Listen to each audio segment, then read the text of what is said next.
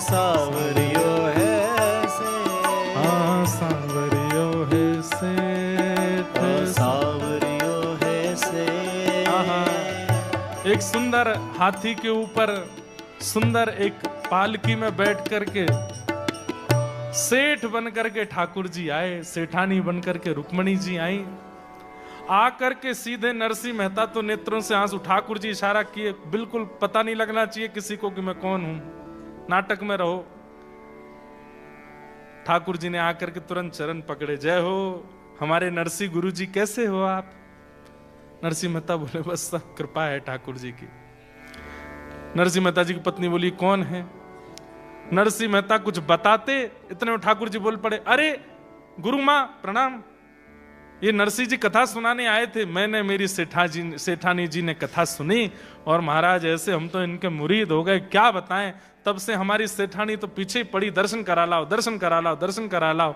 हमको पता चली कि नरसिंह जी के लाला का ब्याह है और ब्याह में बारात जानी है। तो सेठानी जी बोली हम यहाँ खाली बैठे क्या करें, जाएंगे गुरुजी और गुरु माँ का हाथ बटाएंगे और पूरे ब्याह को सजाएंगे। हम तो यहाँ पर सब सेवा के लिए आए हैं, ये पूरा नगर हमारा आया है, आप तो बस आज्ञा करो क्या सेवा करनी है। नरसिंह जी तो महाराज एक कोने में बैठे बैठे रोने लगे। ठाकुर जी बोले रोने से काम नहीं, बेटे का ब्याह है, रो रहे हो? ठाकुर जी आप ही संभालो, मैं तो मुझे बस रोन दो, आप क्यों इतनी कृपा करते हो? ठाकुर जी बोले बातचीत सब बाद में करेंगे, तुम जाओ मंदिर में जाके भजन करो, हम कर रहे हैं सब काम। रुक्मणी जी को भेज दिया, तुम घर के भीतर के काम संभालो। और ठाकुर जी स्वयं बाहर महाराज फेंटा कस करके हलवाइयों को बुलाया, भट्टी लगाओ, तैयारी करो, मेवा बनाओ, पकवान बनाओ, सुंदर सुंदर सामग्रियां सिद्ध करो, तैयार करो। यहां रुक्मणी जी भीतर ढोलकी लेकर के बैठ गई, बन्ना बन्नी गीत गाने लगी। नरसिंह मेहता जी के बेटे का ब्याह है। अब तो महाराज जूनागढ़ के लोग जो नरसिंह जी के घर जा भी नहीं रहे थे, वो हाथी घोड़ा देखने के लिए गए और लोगों की शक्ल देख करके, ऐसे राजशाही पोशाक देख करके बाहर से झांक के नरसिंह जी के घर में देख रहे हैं। और जूनागढ़ के लोग नरसिंह जी की पत्नी से कह रहे हैं हम भी आ जाएं भीतर। अरे आओ आओ, क्यों नहीं आओगे? देखते ही देखते पूरा जूनागढ़ पहुंच गया। नरसिंह जी केवल रोए जा रहे हैं, जिन्होंने मुझे कभी अपना नहीं माना आज वो सब मेरे गले में गलवैयां दे रहे हैं, सब मेरे घर में आके कीर्तन कर रहे हैं, सब आकर के इतना उत्साह वर्धन कर रहे हैं।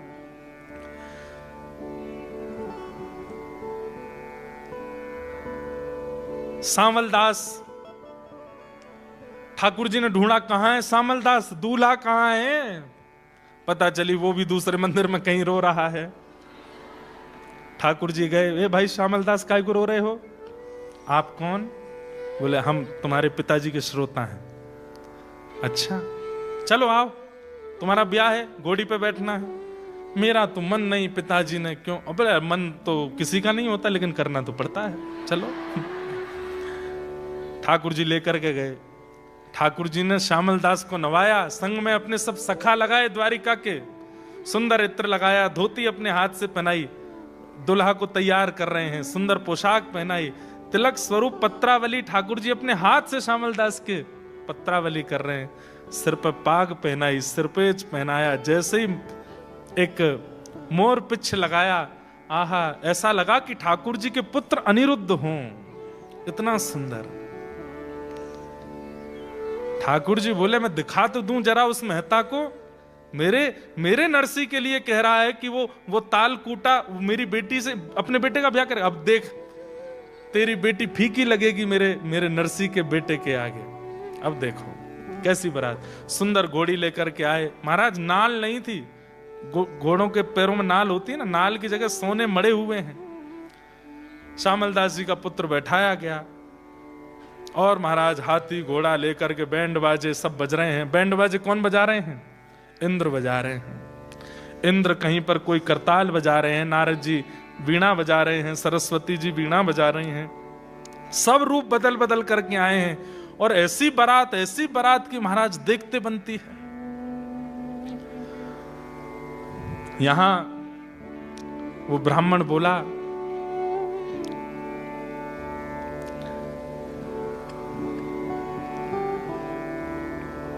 मदन राय मेहता ने अपने कुल पुरोहित जी को बुलाया, दीक्षित जी कल अक्षय तृतीया है और कल बारात आनी है। मुझे दूर दूर तक कोई आश्चर्य तो लग नहीं रहा है कि बारात आने वाली होगी। मेरी तो नाक कटने वाली है, मेरे इतने रिश्तेदार आ रहे हैं, इतने नातेदार आ रहे हैं, इतना बड़ा मैंने मंडप बनवाया, इतने लोगों की भोजन की व्यवस्था की है, इतना सब कुछ किया है, कहीं ऐसा ना हो कि ये नरसिंह मेहता पुरानी टूटी किसी बैलगाड़ी में अपनी बारात लेकर के आ जाए। थोड़ी व्यवस्था संभलवाया हो। मैं कुछ आपको धन द्रव्य दे के भेज रहा हूं, आप जाकर के नरसिंह मेहता से कह दो अच्छी व्यवस्था, अच्छी पोशाक पहन करके आवे, देख तो आओ बारात कैसी। दीक्षित जी बोले ठीक है जाता हूं। ये तो निकले जूनागढ़ की ओर, तब देखे तो थोड़ी दूर जाते ही महाराज वहां तो बैंड बाजे बज रहे हैं, खूब जोर जोर से उछल उछल करके बड़े देव जैसे दिखने वाले, गंधर्व जैसे दिखने वाले लोग नृत्य कर रहे हैं। दीक्षित जी को भी लगा ये तो कोई बड़े धनी मानी की बारात होगी, नरसिंह की कहां होगी। निकलने लगे बीच में से, बोले भैया मुझे चलते चलते 2 घंटा हो गए, ये बारात पूरी नहीं हो रही है, किसकी बारात है। एक से पूछा भाई कौन की बारात है, इतना पूरा रोड घेर करके चल रहे हैं, इतनी जोर जोर से नाच रहे हैं और इतने सुंदर सुंदर सब लग रहे हैं, किसकी बारात है। बोले नरसिंह जी की बारात है। दूसरा बोला नरसिंह जी नहीं, नरसिंह जी के बेटे की बारात है। तो दीक्षित जी एक बार तो सोचे, नरसिंह? बोले हाँ। अच्छा कोई सेठ नरसिंह होगा, उसके बेटे की बारात। अपना नरसिंह तो ऐसा नहीं हो सकता, उसके तो बेटे की घोड़ी ऐसी होगी जैसे बिल्कुल अंतिम क्षण चल रहा हो। श्यामल दास की बारात पूरी होते ही घोड़ी परम पद को प्राप्त होगी, वो तो ऐसी बारात होगी, वो ऐसी कहां हो सकती है। कौन नरसिंह है, कहां का नरसिंह? बोले जूनागढ़ के हैं नरसिंह। जूनागढ़ में एक और कोई होगा नरसिंह। बोले पूरा नाम क्या है? बोले नरसिंह मेहता। बोले नरसिंह मेहता, उसके बेटे का नाम श्यामल दास है क्या? बोले हाँ हाँ वही श्यामल दास। बोले वो तालकूटा नरसिंह मेहता? बोले हाँ हाँ वही जो कीर्तन करते हैं।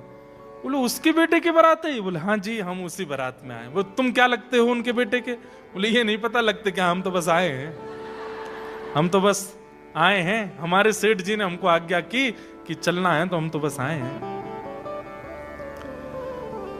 दीक्षित जी बोले पहले तो लग रहा था कि वहां की व्यवस्था जाके मैं नरसिंह मेहता को बता दूं कि भाई मां इतनी व्यवस्था है, थोड़े उसके हिसाब से आना। अब लगता है उल्टा करना पड़ेगा, ये व्यवस्था उसको बतानी पड़ेगी। एक पहाड़ी के ऊपर चढ़ के थोड़ी दूर तक तो दीक्षित जी देखते रहे कैसी बारात, और बारात देख करके, घोड़े देख करके, हाथी देख करके, और दूर चले आ रहे नरसिंह मेहता के पुत्र श्यामल दास को देख करके तो दीक्षित जी मोहित हो गए। कितने सुंदर, बिल्कुल ठाकुर जी के पुत्र अनिरुद्ध की तरह लग रहे हैं।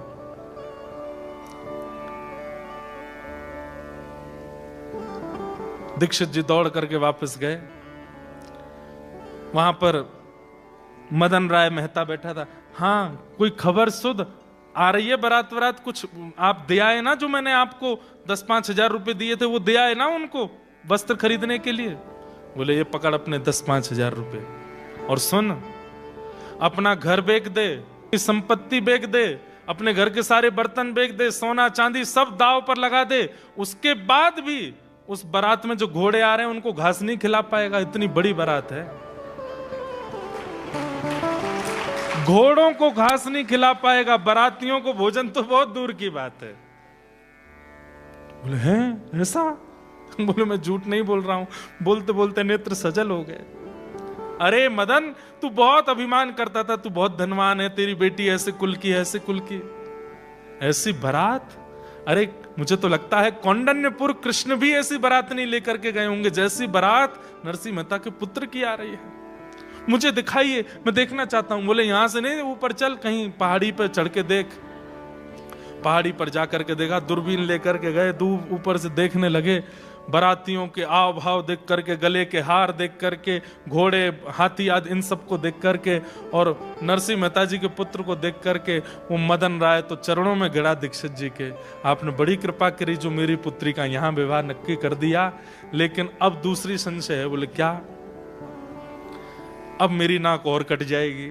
क्यों? अब मैं बारात को खिलाने पिलाने लगी, इनको तो मैं कुछ नहीं कर पाऊंगा, ये तो इतनी बड़ी बारात है, इसको कैसे करें? तो पहले ऐसा होता था कि एक दिन में विवाह नहीं होता था, बारात आकर के रात में जनवासे में रुकती थी। अब यहां कोई एक आध दो लोग होंगे जिनकी ऐसी ब्याह हुए हों कि बारात आज आ गई, फिर 2 दिन तक गांव के बाहर स्कूल में रुकती है, कहीं धर्मशाला में रुकती है, घर के लोग बाग वहीं उनको भोजन प्रसादी पवाते हैं। ऐसा हमारे पिताजी, हमारे पूर्वजों की तो ऐसी बारात हमने सुनी है। आजकल तो ऐसा नहीं होता, एक ही दिन में सब होता है। तो नरसिंह मेहता जी अपने पुत्र की बारात लेकर के पहुंचे। ठाकुर जी ने उस नगर के बड़ नगर नाम था, तो बड़ नगर के बाहर ही तंबू आदि लगा दिए, पूरी बारात वहीं रुकी, वहीं सबका भोजन प्रसाद पानी सब हो रहा था। तो कहते हैं कि जब बारात आती है तो सबसे पहले ससुर जी, साले साहब, लड़के के, वो सब आते हैं पूछने के लिए कि सब ठीक है, कोई व्यवस्था में दिक्कत तो नहीं। तो मदन राय मेहता अपने कुल पुरोहित दीक्षित जी को लेके गया, बोले आप चलो मेरे साथ और नरसिंह मेहता जी से थोड़ा बोलो कैसे करेंगे, हम तो इतनी व्यवस्था तो हमने करी नहीं है। हमने तो जो तंबू पंडाल भी बनाया वो भी 500-600 आदमियों के लिए बनाया, हमको तो लगा नहीं था इतने लोग आएंगे। यहां तो ये लाखों की तादाद में आए हैं, अब क्या करें। बोले नरसिंह जी बहुत सरल हैं, तुम चलो, चल करके चरणों में प्रणाम कर देना, सब तुम्हारा मंगल हो जाएगा। तो चलो। अब ये वहां पहुंचे, वहां जाकर के बारात जहां रुकी थी वहां जाके पूछने लगे, बोले सेठ जी कहां हैं। और वहां सेठ जी, नरसिंह जी को कोई नहीं जानता था, सेठ जी सब ठाकुर जी को ही जानते थे। अच्छा सेठ जी वो सामने वाले तंबू में हैं। मिलते मिलाते सबसे पहुंचे, जैसे ही तंबू के भीतर प्रवेश किया, सुंदर सा सिंहासन, उस पर ठाकुर जी बैठे थे। ठाकुर जी को देख करके मदन राय मेहता बोले अरे ये तो कितने सुंदर हैं। नरसिंह मेहता कितने, दीक्षित जी बाहर ही रुक गए थे, बोले मैं नहीं जाऊंगा अभी तक, तुम ही प्रणाम करके आओ, टीका मैंने किया, अब आगे काम तुम करो। ये तो भीतर गए, चरणों में गिर, सेठ जी आपको मैं प्रणाम करूं, मेरे तो बस आप नरसिंह जी, मुझे लोगों ने बहका दिया था, मुझे पत्र में लिख के भेजा कि आप तो ताल कूटा हो, मुझे क्या पता आप तो धन कूटते हो, आप तो रत्न कूटते हो। मुझे ऐसा पता होता कि आप चांदी सोना खाते हो तो मैं उस हिसाब से व्यवस्था रखता। मैंने तो व्यवस्था बहुत। ठाकुर जी ने उठा, बोला नहीं नहीं नहीं नहीं नहीं, मैं नरसिंह नहीं हूं, तो मैं तो उनका दास हूं, मैं तो उनका सेवक हूं। मदन राय मेहता बोले ये तो और मरने हो गए, जब ये सेठ ऐसा है, दास ऐसा है, नरसिंह कैसे होंगे।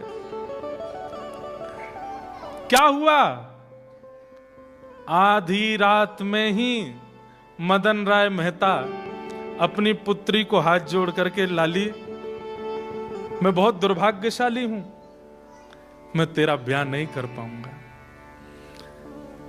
तेरा जोड़ा रखा है, तेरा सब श्रृंगार रखा है, तेरी मां है, ये कुल पुरोहित हैं, सब लोग हैं, पर मैं बहुत ग्लानि में चला गया हूं, मैं इस ब्याह को संपन्न नहीं कर पाऊंगा। बेटी तू अब देख लेना, निर्णय तेरे हाथ में, जो तुझे करना हो। और आधी रात में मदन राय मेहता नगर छोड़ के चले गए। अब यहां कुल पुरोहित जी आए रात में, और उन्होंने आकर के नरसिंह मेहता जी से कहा, बोले कि एक दिक्कत हो गई। बोले अब क्या दिक्कत हो गई। बोले कि लड़की के पिताजी चले गए। बोले कहां। बोले नहीं नहीं नहीं, वहां नहीं गए, नगर छोड़ के चले गए। आपकी व्यवस्था बारात देख करके वो तो घबरा गए, हाथ पांव फूल गए उनके, बोले मैं कुछ नहीं कर पाऊंगा, तो चले गए। नरसिंह मेहता जी बोले अच्छा चलो मैं करता हूं कुछ, अब बारात तो आ गई, अब वापस लौटना तो अच्छा नहीं। नरसिंह मेहता गए ठाकुर जी के पास, और जो सबको पता है कि वो सेठ जी हैं, नरसिंह मेहता को ही पता है कि ये ठाकुर जी। ठाकुर जी बोले कहो नरसिंह क्या बात, सब व्यवस्था देखो बढ़िया है ना, बारात वरात सब बढ़िया लगी। वो तो सब बढ़िया है, लेकिन एक दिक्कत और हो गई है। बोले क्या हो गया। बोले जो लड़की के पिताजी हैं उन्होंने हाथ खड़े कर दिए, व्यवस्था नहीं कर पा रहे, वो तो नगर छोड़ छाड़ के चले गए। बोले अब। बोले अब बारात की व्यवस्था करिए, अब ब्याह भी आप ही कराओ, ब्याह की व्यवस्था भी आप ही करो। जब बारात इतनी मैंने तो कहा नहीं था इतनी लेके आना, अब इतने यदुवंशियों को लेकर के आप आए हो तो व्यवस्था ब्याह की भी आप ही करो।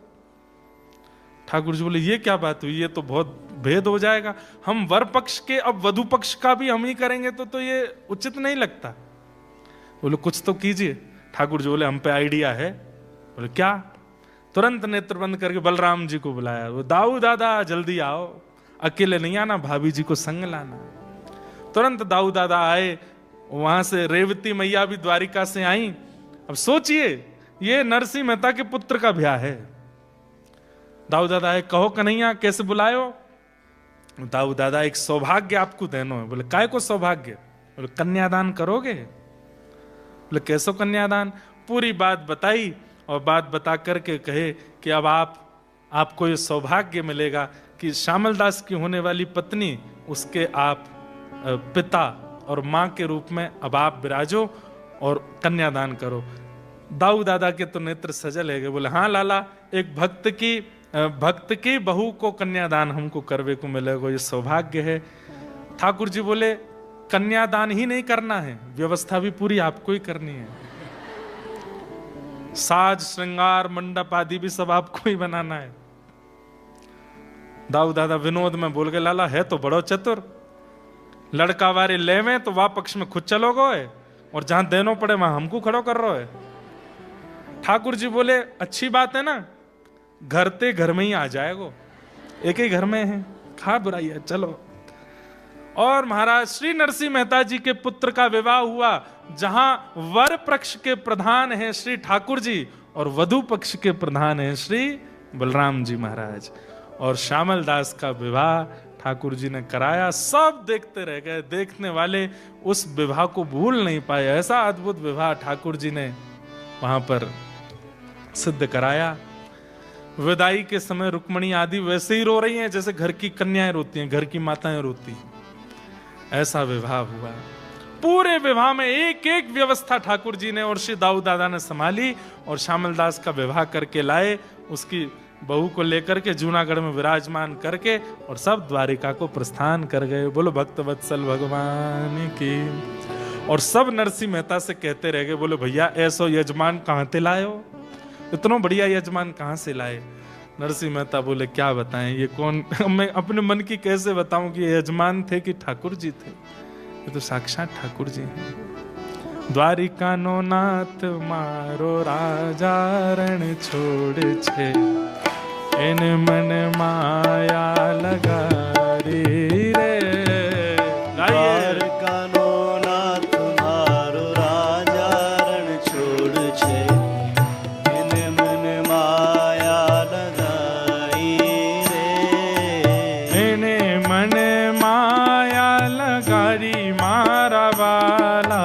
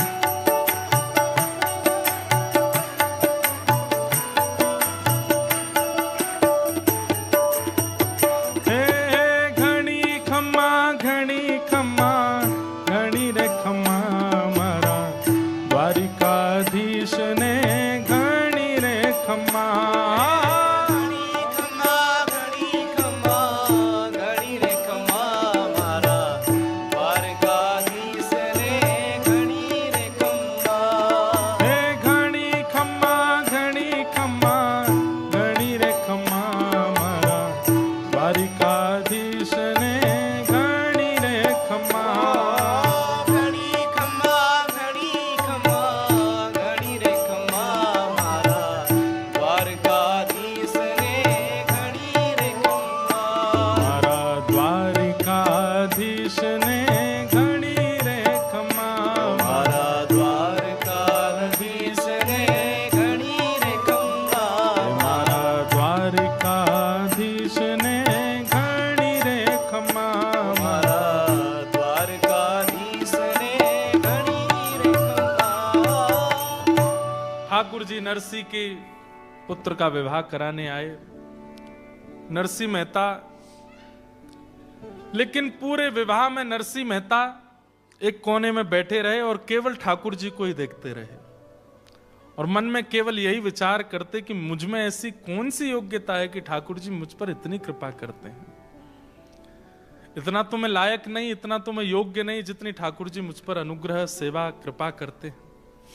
लेकिन नरसिंह मेहता इस बात से भी प्रसन्न है कि आज मेरे साथ साथ इतने वैष्णवों को भी ठाकुर जी का दर्शन हो रहा है। भले उन्हें पता नहीं कि ठाकुर जी हैं, पर सबको दर्शन लाभ हो रहा है। इसी से नरसिंह मेहता बड़े प्रसन्न हैं। नरसिंह मेहता जी के पुत्र का ब्याह हो गया। अब प्रसंग आता है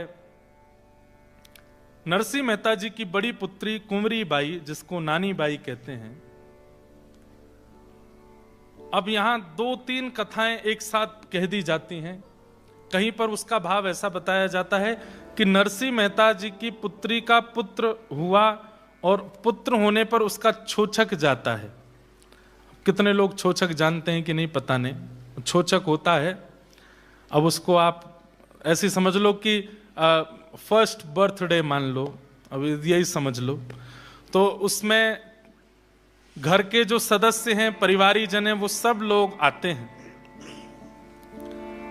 नरसिंह मेहता जी की पुत्री कुंवरी बाई, उनके सास ससुर ननद ये बिल्कुल अच्छे नहीं थे, बहुत उत्पीड़ना करते थे। क्यों? क्योंकि नरसिंह मेहता जी ने ब्याह तो कर दिया था अपनी पुत्री का। अंजार एक जगह है कच्छ में, वहां ब्याह हुआ था। कच्छ के पास में एक जगह गांधी धाम, वहां हम लगभग हर साल कथा करने जाते हैं। अंजार भी मैं गया हूं दर्शन करने। थोड़ा आगे जाते हैं तो नारायण सरोवर आता है। गुजरात में बहुत अच्छे अच्छे स्थान हैं। तो अंजार में नरसिंह मेहता जी की पुत्री का ब्याह हुआ। इनके सास ससुर और ननद अच्छे नहीं थे। वो पूरे दिन इनको कोसते रहते थे, डांटते रहते थे, इनके पीछे पड़े रहते थे। यहां तक तो सब ठीक था, लेकिन नरसिंह मेहता जी को गाली देते थे, ये बात उससे सहन नहीं होती थी। वो हाथ जोड़ के कहती थी, आपको मुझे जो कहना है कह लीजिए, मुझे जितना सुनाना है बोल दीजिए, पर मेरे पिताजी को कुछ मत कहा कीजिए। लेकिन वे सब लोग तो तालकूटा की बेटी, तालकूटा मतलब मजीरा बजाने वाला, तालकूटा की बेटी ऐसा कह के ही बुलाते थे। अब कुछ भी हो, अपमान तो करते थे, लेकिन पुत्र की पत्नी है इस नाते से जो उसकी क्रियाएं वो भी करते थे। तो पुत्र का पुत्र हुआ है, इसलिए माता पिता थोड़ा उत्सव, छोचक का उत्सव मना रहे थे। और उस उत्सव में सबको निमंत्रण भेजा। तब कुंवरी बाई, नानी बाई ने जाकर के अपने ससुर जी से कहा, मेरे पिताजी को भी निमंत्रण भेज दीजिए, वो भी आ जाएंगे।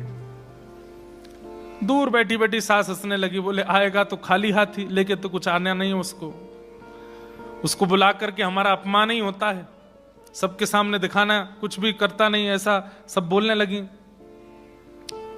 लेकिन ससुर जी ने सोचा कि ठीक है, सब आ रहे हैं तो वो भी आ जाएंगे, कहीं बात ऐसी ना बन जाए कि बताओ विवाह किया अपने पुत्र का इनकी पुत्री से और नरसिंह मेहता को बुलाया भी नहीं। ठीक है, हम आमंत्रण भेज देते हैं। तो अपने कुल पुरोहित को पत्र लिख करके भेज दिया और कह दिया, जाइए नरसिंह मेहता जी को निमंत्रण दे आइए, यहां छोचक का कार्यक्रम होना है, वो जरूर पधारें। ध्यान से सुनिएगा। कुल पुरोहित जी जैसे ही पत्र लेकर के बाहर गए तो नानी बाई दौड़ी दौड़ी गई और जाकर के बोली, ये तो संदेश आप ससुर जी का दे देना, मेरा मौखिक संदेश मेरे पिताजी को दे देना। उनसे कह दीजिएगा कि बेटी के घर आ रहे हैं। मुझे पता है पिताजी के पास धन संपत्ति कुछ है नहीं ज्यादा, लेकिन फिर भी हो सके तो थोड़ी व्यवस्था करके ले आए। यहाँ देन लेन करेंगे तो उससे मेरा मान बढ़ेगा। आप पिताजी को थोड़ा निवेदन कर देना कि कुछ लेकर के आवें, बस मेरा मान बढ़े ससुराल में।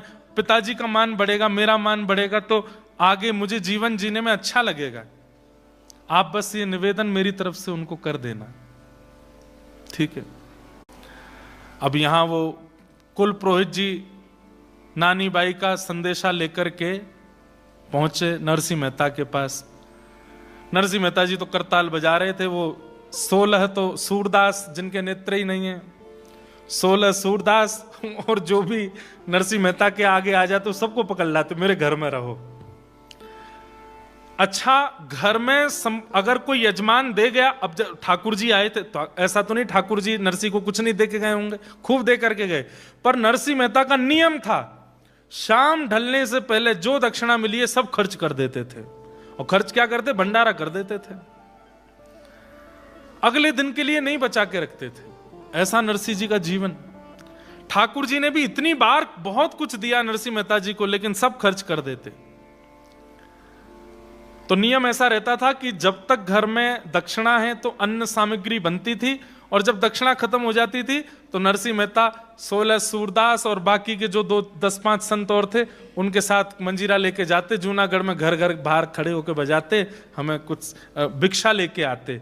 तो सूखी सामग्री दाल आटा चावल मिल जाता, घर लाके बनाते और प्रेम से सब पाते।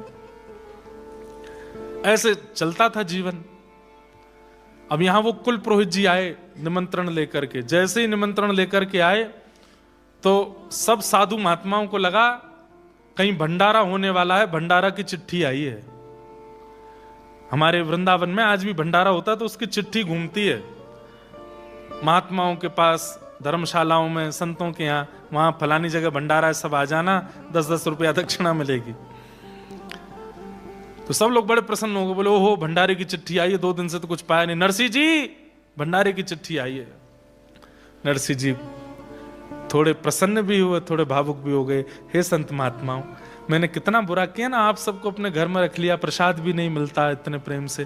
बोले वो तो ठीक है, 2-4 दिन भूखे रहते हैं, पर जब मिलता है तो मिलता चकाचक है। कभी कभी तो तुम्हारे ऐसे ही यजमान आते हैं नरसिंह जी, लेकिन हमको 2-4 दिन भूखा रहना पड़े तो दिक्कत नहीं, लेकिन आज कोई चिट्ठी आई है भंडारे की। नरसिंह जी बोले दुर्भाग्य से ये भंडारे की चिट्ठी नहीं है, ये मेरी बेटी के ससुराल के कुल पुरोहित हैं, वहां का कोई संदेश लाए हैं। तो सब संत बेचारे उदास हो गए। कुल पुरोहित जी आए, संदेशा दिया, ओहो प्रसन्न हो गए। मेरी पुत्री के पुत्र का छोचक है, उसमें जाना है।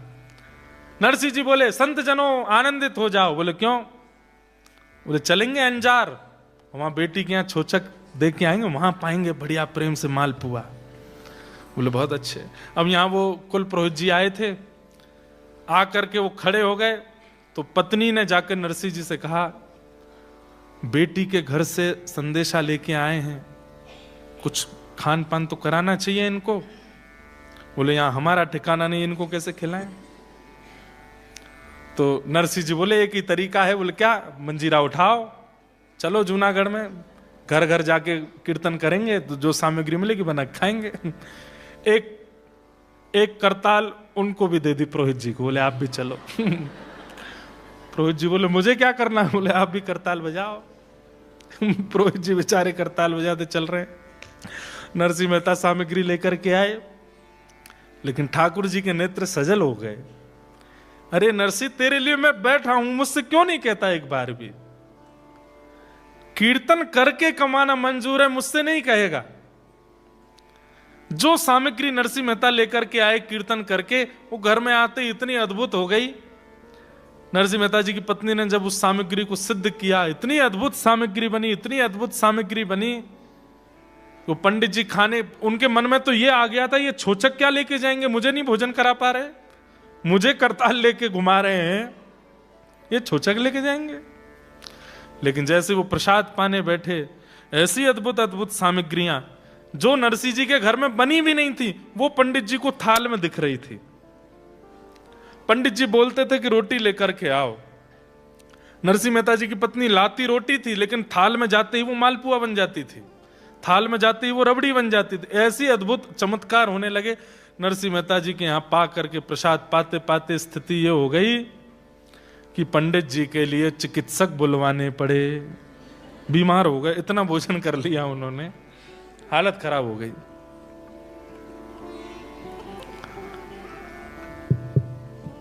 हमारे मथुरा के चतुर्वेदी ब्राह्मण,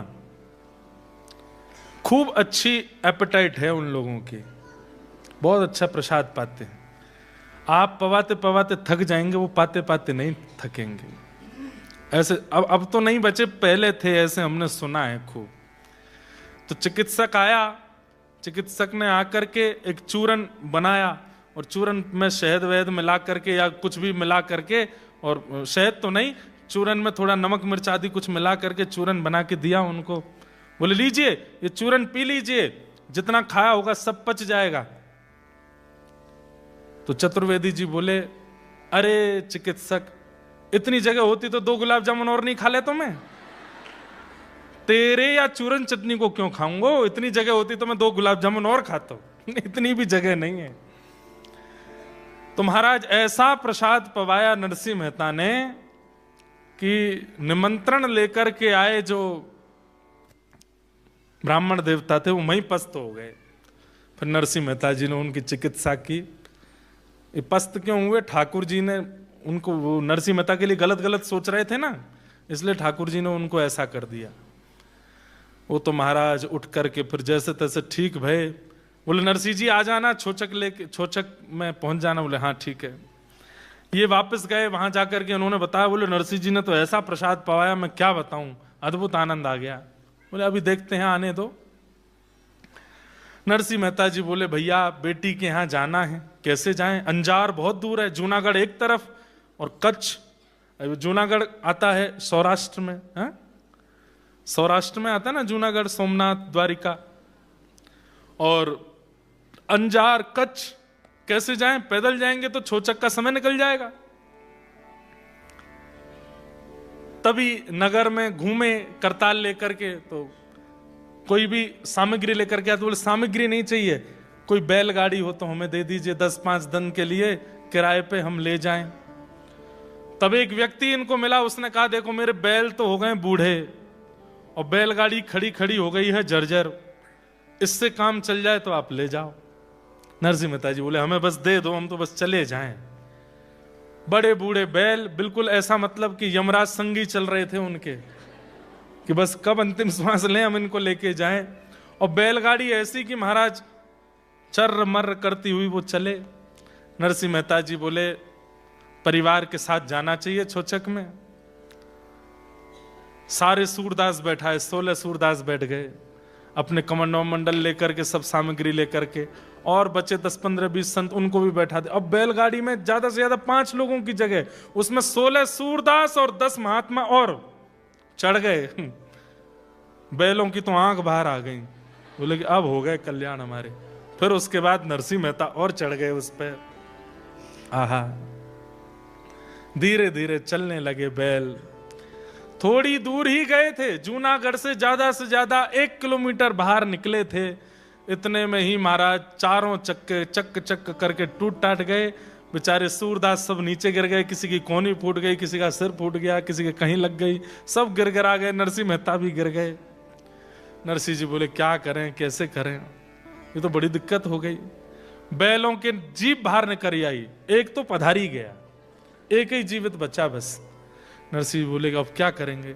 इतने में ही ठाकुर जी लकड़हार बनकर के आ गए। एक लकड़ी की सामग्री को सिद्ध करने वाला, सिर पर धांटा बांध करके और हाथ में महाराज सामग्री लेकर के, ऊंची धोती पहन करके। अब हर बार ठाकुर जी आते हैं नरसिंह जी को पता चल जाता है कि ठाकुर जी, बाकियों को नहीं पता चलता। और ठाकुर जी आते ही नरसिंह जी को सौगंध देते हैं, किसी को नहीं बताना कि मैं आया हूं। जैसे ही ठाकुर जी आए तो नरसिंह जी रोने लगे। नरसिंह जी कष्ट आने पर नहीं रोते, ठाकुर जी के आने पर रोते हैं कि ये मेरे कष्ट को संभाल ले, खुद कष्ट क्यों लेते हैं। सब सूरदास नरसिंह जी को शांत करने, आप रो मत, बैलगाड़ी ठीक हो जाए। बोले मैं बैलगाड़ी के लिए नहीं रो रहा हूं, मेरे कष्ट के कारण किसी और को कष्ट होता है इसलिए रो रहा हूं। इतने में ठाकुर जी आ गए। ठाकुर जी आकर के बोले, अरे भैया क्या हो गया, आप लोग सब दुखी लग रहे हैं। तो संतों ने बताया, बोले हमारी बैलगाड़ी टूट गई, हमको अंजार जाना है। ठाकुर जी बोले ये तो मेरा काम ही है, टूटे हुए जीवन को, टूटे हुए सामग्रियों को सिद्ध करना, लाओ अभी ठीक करता हूं। तुरंत ठाकुर जी ने ठोक पीट करके पूरी बैलगाड़ी बिल्कुल नई कर दी। वो ठोक पीट के नई क्या करी, उन्होंने पूरी बैलगाड़ी स्पर्श करी, वो हो ही गई नई। लेकिन बोले हमको दक्षिणा में एक चीज चाहिए। संत जन बोले हम पे कुछ नहीं है भैया, कमंडल हैं, चाहो तो इनको ले जाओ। बोले नहीं नहीं, कमंडल नहीं चाहिए हमको। बोले तो, बोले हमको भी अंजार तक जाना है, आप अगर हमको भी इसमें बैठा लो तो बड़ी कृपा। सूरदास बोले हम तो एक दूसरे के ऊपर चढ़ के बैठे, तुम कहां बैठोगे। बोले हम अपनी जगह बना लेंगे और हम एक और आपको बढ़िया एक उपहार दे देंगे। बोले क्या आपको बैलगाड़ी नहीं चलानी, हम खुद चलाएंगे। बोले हमारे बैल भी मरने वाले हैं, बोले इनको भी मैं एक औषधि दे दूंगा, ये भी ठीक हो जाएंगे। बोले दे दो। तो एक औषधि जैसी निकाली, बैलों को चटाई। वो औषधि क्या थी, अमृत था वो तो।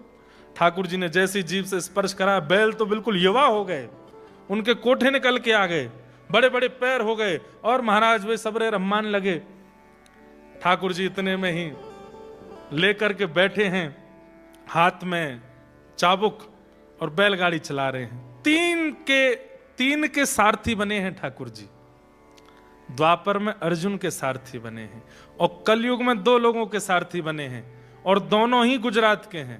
एक रामदास बोढ़ाना और दूसरे नरसिंह मेहता। इन दोनों के सारथी ठाकुर जी बने। ठाकुर जी ने तो एक बार चाबुक मारी, इतने में तो अंजार पहुंच गए। उन्होंने अपने करताल वरताल ढूंढ के कीर्तन शुरू किया ही था, इतने में ठाकुर जी बोले आ गए हो अंजार। बोले हमने तो सुना था अंजार कच्छ में है। बोले तो हाँ आ गए, कच्छ ही आ गए हम। बोले बड़ी जल्दी आ गए। बोले अब ये तो आ गए, अब आप लोग अपने अपने काम को जाओ, हम अपने घर जा रहे हैं। ठाकुर जी वहां से अंतर ध्यान हो गए। नरसिंह मेहता फिर रोने लगे, जय हो नाथ, बड़ी आपकी कृपा है। हे नाथ तेरी अपार माया, आप कितनी कृपा करते हो नाथ।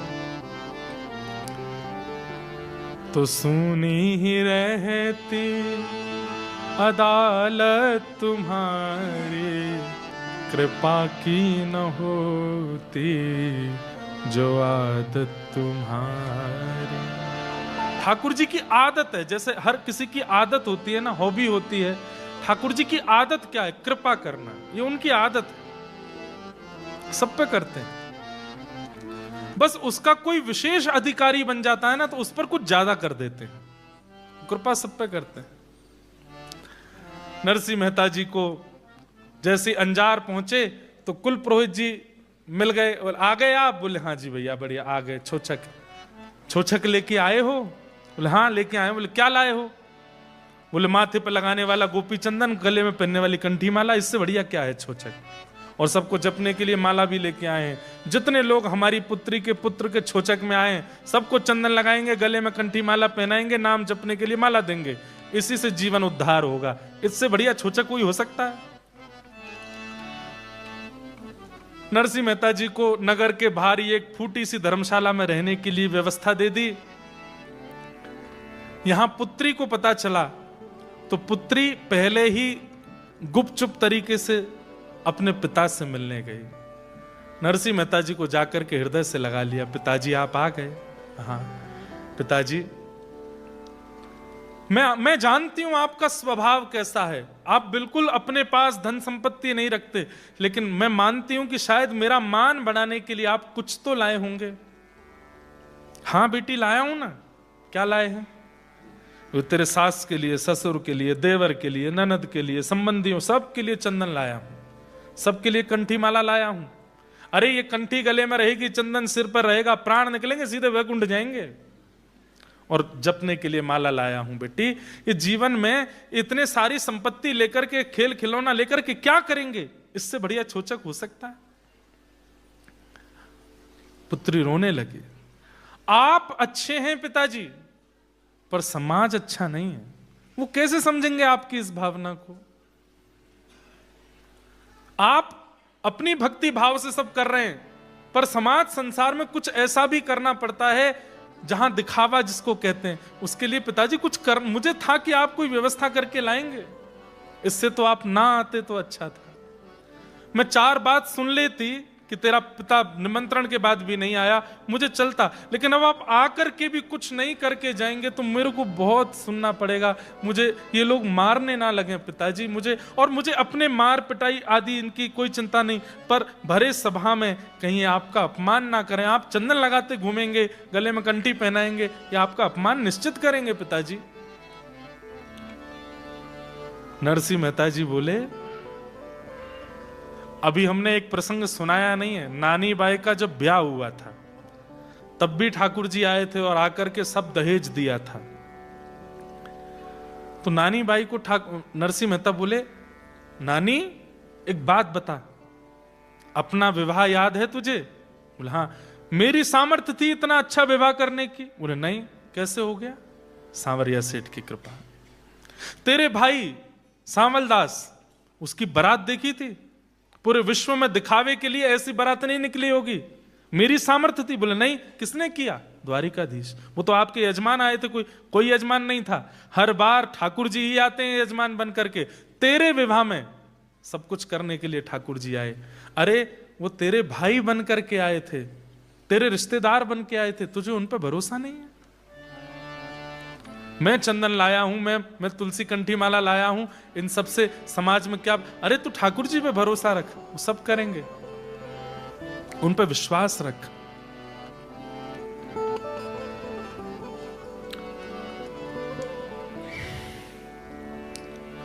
एक बहुत सुंदर पंक्ति में गाता हूं कभी कभी कथा में, जिसको तेरा भरोसा, जिसको तेरा सहारा, जिसको तेरा भरोसा, जिसको तेरा सहारा, जिसको तेरा भरोसा, जिसको तेरा सहारा,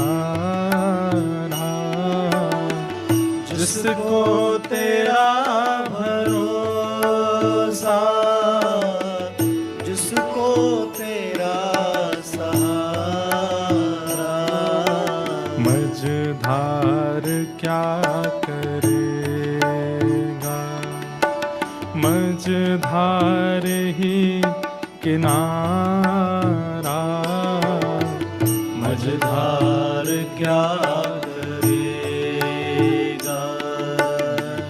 मझधार ही किनारा, होठों पे नाम तेरा, दिल में उमंग तेरी, होठों पे नाम तेरा, दिल में उमंग तेरी, अलमस्त सा फिरूं मैं, छाई तरंग तेरे, अलमस्त सा फिरूं मैं, छाई तरंग तेरी, रोशन है काली रातें,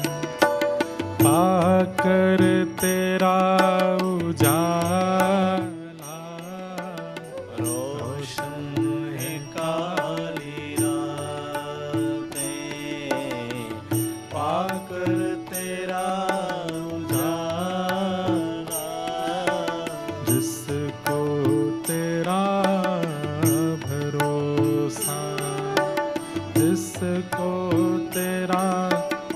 सहारा, जिसको तेरा भरोसा, जिसको तेरा सहारा।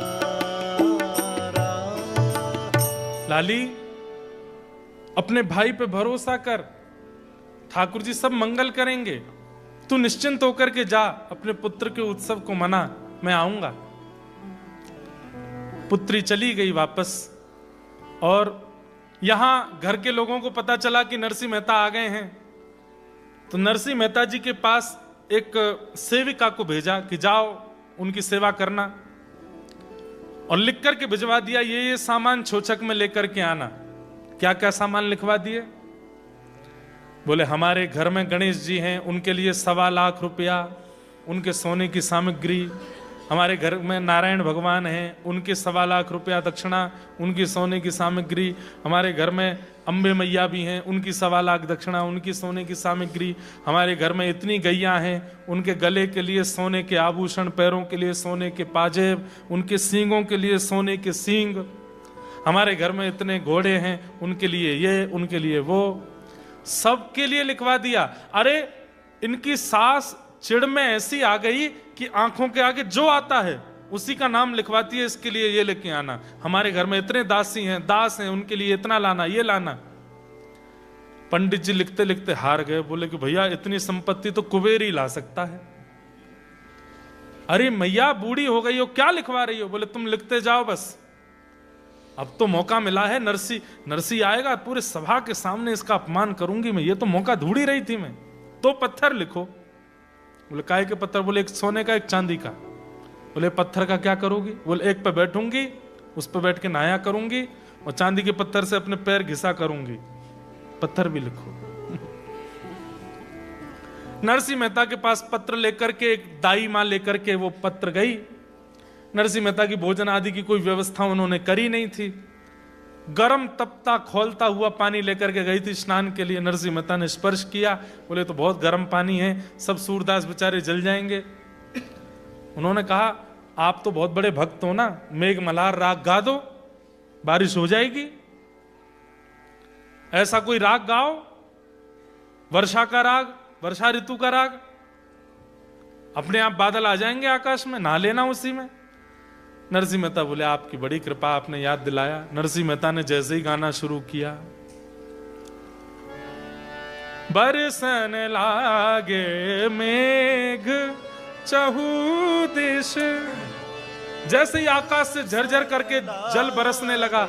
नरसिंह मेहता ने जैसे ही गाया, काले काले बादलों ने आकर के महाराज पूरे आकाश को घेर लिया। नरसिंह मेहता सब सूरदासों को, संतों को लेकर गए, बोले यही है। क्या है? शॉवर चल रहा है, नहा लीजिए। सबको नवाया धुवाया, आनंद हुआ। लेकिन यहां तो नहा धो करके सब तिलक स्वरूप, इतनी वर्षा हुई, इतनी वर्षा हुई, इतनी वर्षा हुई कि पूरे अंजार में पानी पानी हो गया।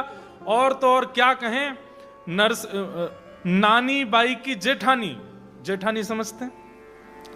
नानी बाई की जेठानी मतलब उनके पति के बड़े भैया की वाइफ, वो जेठानी उस पानी में डूब के मर और गई, इतनी वर्षा हुई।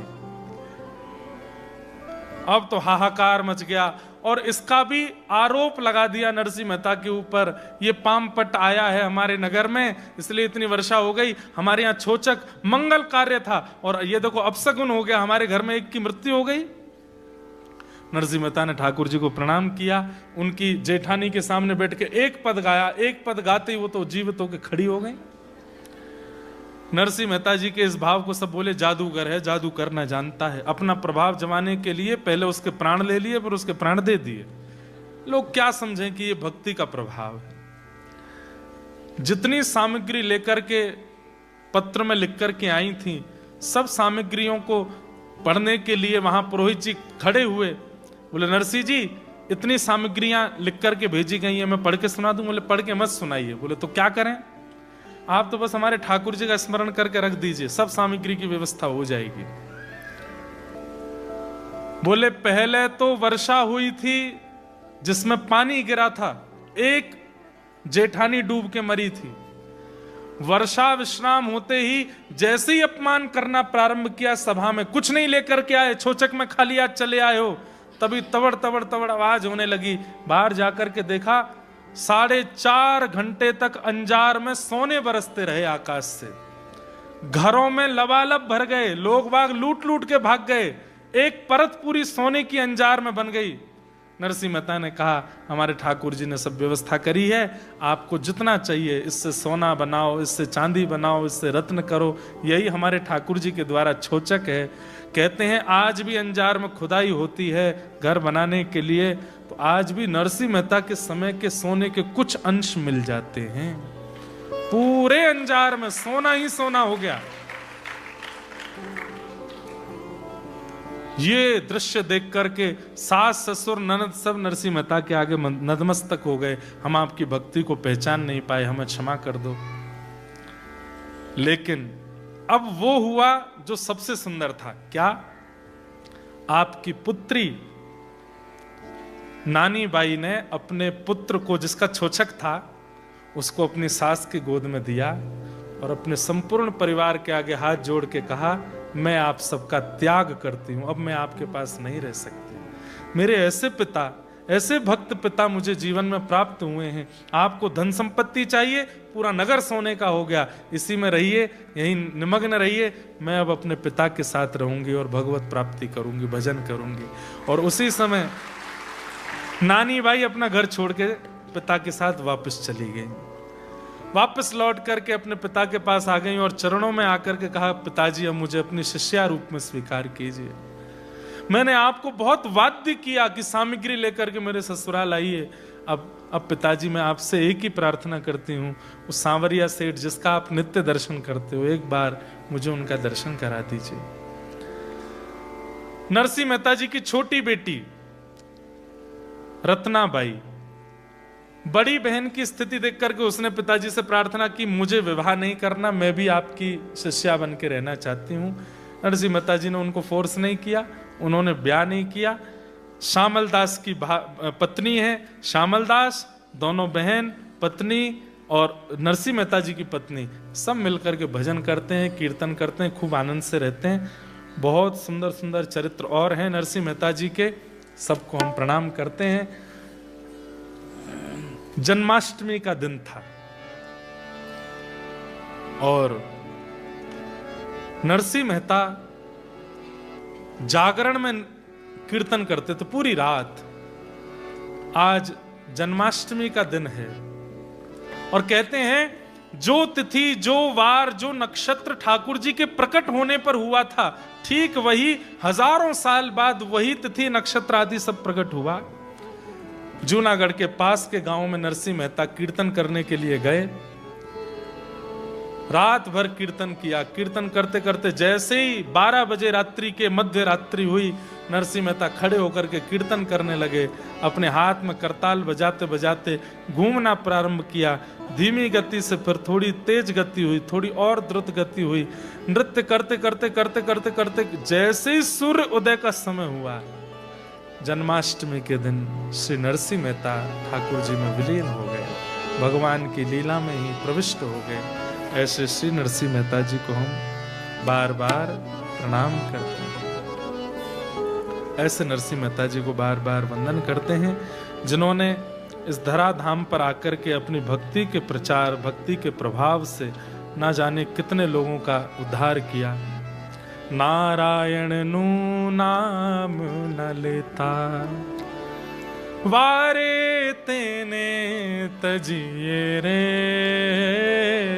नारायण नु नाम न लेता, मन सा वाचा कर्म करीने, लक्ष्मी वरने भजिए रे।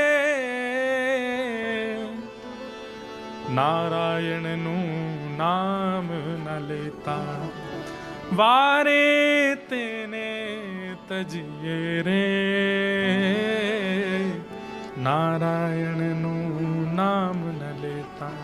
नरसिंह मेहता जी का पद है, इसको गा करके हम लोग कथा को विश्राम करें। सब लोग गाओ, मेरे बिना तबला के ही गाओ। નારાયણનું નામ ન લેતા વારે તેને તજીએ રે